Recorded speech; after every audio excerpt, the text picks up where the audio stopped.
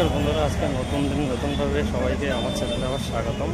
আজকে আপনাদেরকে আমি ঘুরিয়ে দেখাবো উত্তর কলকাতার একটি সুন্দর মন্দির, যেটি সম্পূর্ণ কাঁচ দিয়ে তৈরি মন্দির, পরেশনাথের মন্দির। গৌরীবাড়ির বদ্রীনাথ দাস টেম্পল রোডের ঠিক রাস্তা থেকে এইরকমভাবে মন্দিরটি দেখা যায়। এবার আপনি যখন মন্দিরের দিকে অগ্রসর হবেন, তখন মন্দিরের দেওয়ালে আপনি দুধারে দেখতে পাবেন অসাধারণ শিল্পকলা, যেখানে জৈন ধর্মের ঘটনাবলী বিবরণ করা আছে।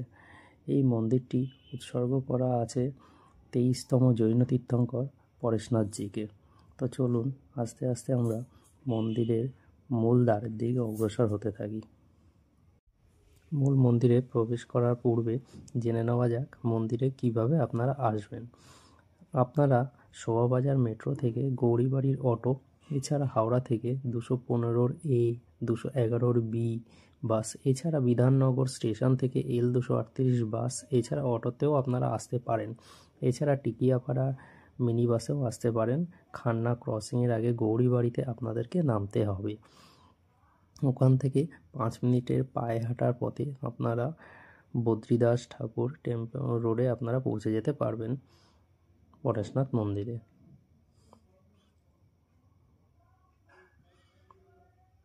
পৌঁছে গেলাম পরেশনাথ মন্দিরের মূলদ্বারের।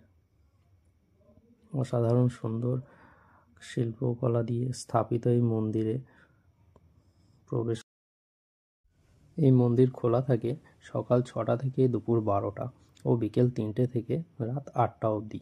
এখানে প্রবেশ করতে কোনো রকম মূল্য লাগে না। 4টে মন্দিরের সমন্বয়ে গঠিত এই কমপ্লেক্সটি, যেখানে কিনা প্রথম মন্দিরটি শীতলনাথজি মন্দির, এই মন্দিরটি উৎসর্গ 10তম তীর্থঙ্কর শ্রী শীতলনাথজিকে।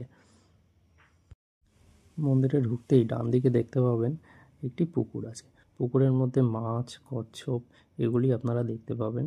সেখানে অনেকে অনেক রকম খাবার দিয়ে থাকে, কিন্তু বর্তমান সময় সেই পুকুরে কোনো রকম খাবার দেওয়া নিষিদ্ধ আছে। এই কারণ হলো গিয়ে, আগে দেওয়ার ফলে অনেক রকম নোংরা হতো ও অনেক মাছ মারা যেত। এই কারণে এখন মন্দির কর্তৃপক্ষ এটিকে বন্ধ রেখেছে। এই পরেশনাথ মন্দিরটি 1867 সালে তৈরি হয়। এই মন্দিরটি প্রতিষ্ঠা করেন শ্রী কল্যাণ সুরেশ্বরজি মহারাজ। পুরো মন্দিরটা ছোট ছোট কাচের টুকরো দিয়ে তৈরি হয়েছে, অসাধারণ হস্তশিল্প দ্বারা নির্মিত হয়েছে।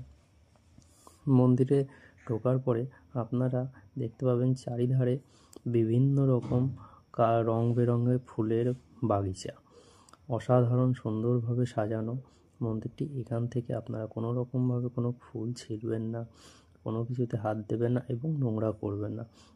যেমন পরিষ্কার তেমনভাবেই এটাকে পরিষ্কার থাকতে দেবেন। খুবই সুন্দর একটা নিদর্শন উত্তর কলকাতার বুকে, যেটা ভাবাই যায় না। আস্তে আস্তে যখন মন্দিরের সামনের দিকে আপনারা অগ্রসর হতে থাকবেন, ঠিক তখনই দেখতে পাবেন একদম মন্দিরের মূল দরজার সামনেই একটি মূর্তি অবস্থিত। এই মূর্তিটি আর কেউ নয়, এই মূর্তিটি রাজ বদ্রীদাস বাহাদুরের মূর্তি, যিনি এই মন্দিরের নির্মাতা। অসাধারণ হস্তশিল্পে নির্মিত মূর্তিটি দেখলে আপনার মনেই হবে না যে এতে কোনো রকম কোনো খুঁত আছে। চলুন আস্তে আস্তে আমরা অগ্রসর হই মন্দিরের দিকে। এটি জুতো রাখার জায়গা। এখানে আপনারা জুতো খুলে তারপরেই মন্দিরে প্রবেশ করবেন। মন্দিরের ভেতরে কোনো রকম ক্যামেরা করা, ভিডিওগ্রাফি করার কোনো অনুমতি নেই। এর জন্য আমি ভেতরের দৃশ্যটি আপনাদেরকে দেখাতে পারবো না।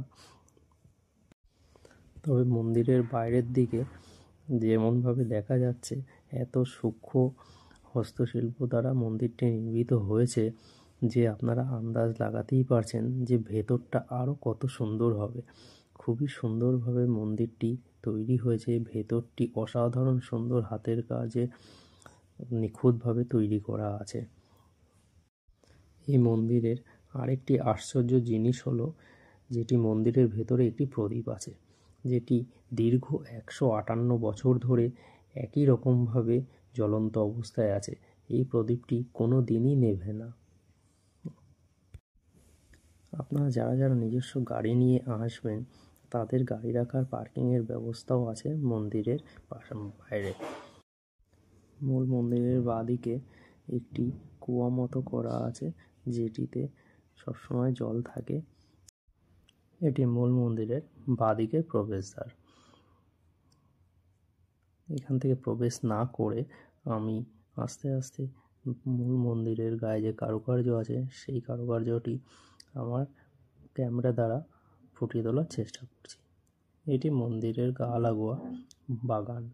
অসাধারণ সুন্দর সুন্দর বাহারি ফুলের সমন্বয়ে মন্দিরের চারিপাশ খুব সুন্দরভাবে সাজানো আছে, যেটিতে আপনাদের মন ভরে যাবে।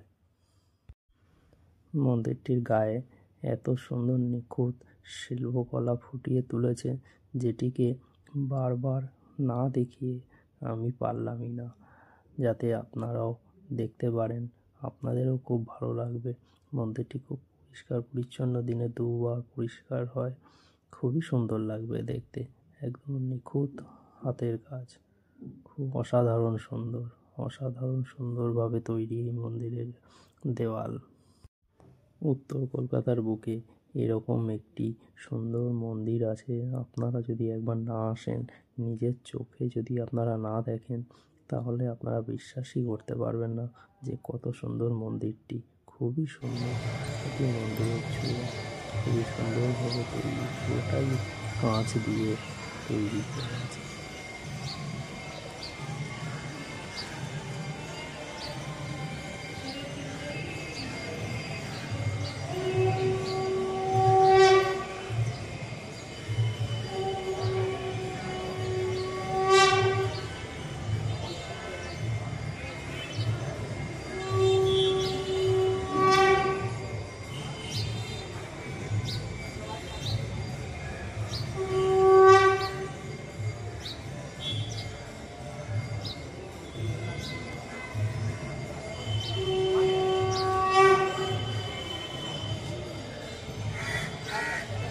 মন্দিরের ভেতরে ফটো তোলা অ্যালাউ নেই, ক্যামেরা করাও অ্যালাউ নেই বলে মন্দিরের ভেতরে দৃশ্য আপনাদের সামনে তুলে ধরতে পারলাম না। এই মন্দিরটিতে যেমন ভারতীয় পর্যটকরা যায়, তেমনই বিদেশ থেকে বহু পর্যটকরা আসে এই মন্দির দর্শন করতে। তেমনই একটা স্কটল্যান্ডের বিদেশি পর্যটকের সঙ্গে আমার দেখা হয়ে গেল। It's absolutely amazing. It's nice drawing, just amazing. Oh, thank you. You're welcome. Yes, an impression. Okay. Just a memory. Madam, I have request to you. Please say something about this temple. About this temple? Yes. I think it's a really beautiful temple. Okay. And it's very peaceful and it's lovely to meet you. Thank you. You're from Scotland. From Scotland, north Yeah. of Highlands, Scotland. Okay. Okay. About 220 miles north of Edinburgh. Okay. Thank you. How about our Kolkata? How is Kolkata? Yes. Kolkata is very beautiful. And tomorrow I go to Darjeeling. Okay.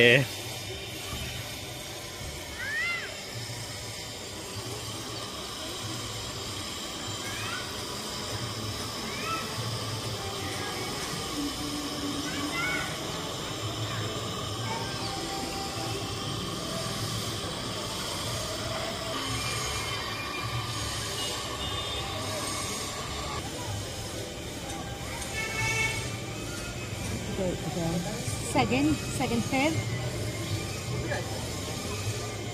Okay. Yes, just a minute. Inside as well.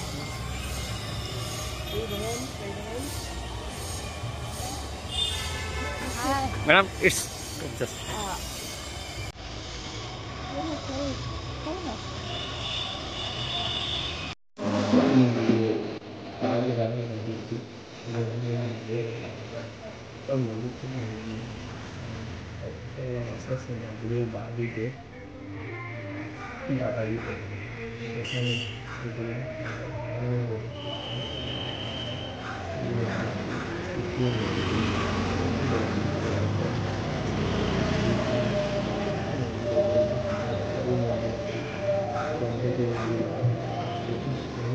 মন্দিরের পাশে পাথরের বানানো, অসাধারণ সুন্দর।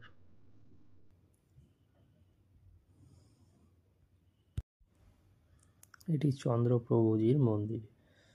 মন্দিরে মূল প্রবেশদ্বার থেকে প্রবেশ করে কিছুটা গিয়েই আপনারা দেখতে পাবেন মন্দিরের দু সাইডে দুটি সিংহের মূর্তি বসানো আছে, এটি সম্পূর্ণভাবে পাথর দিয়ে তৈরি।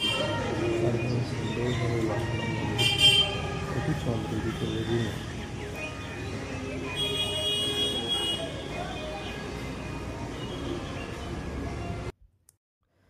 ধন্যবাদ এই ভিডিওটি সম্পূর্ণ দেখার জন্য। আমি যথাসাধ্য চেষ্টা করেছি আমার ক্যামেরার মাধ্যমে মন্দিরের খুঁটিনাটি তথ্য বিবরণ সব তুলে ধরার।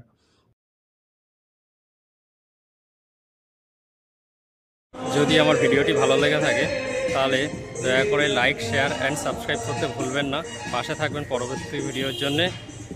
ভালো থাকবেন।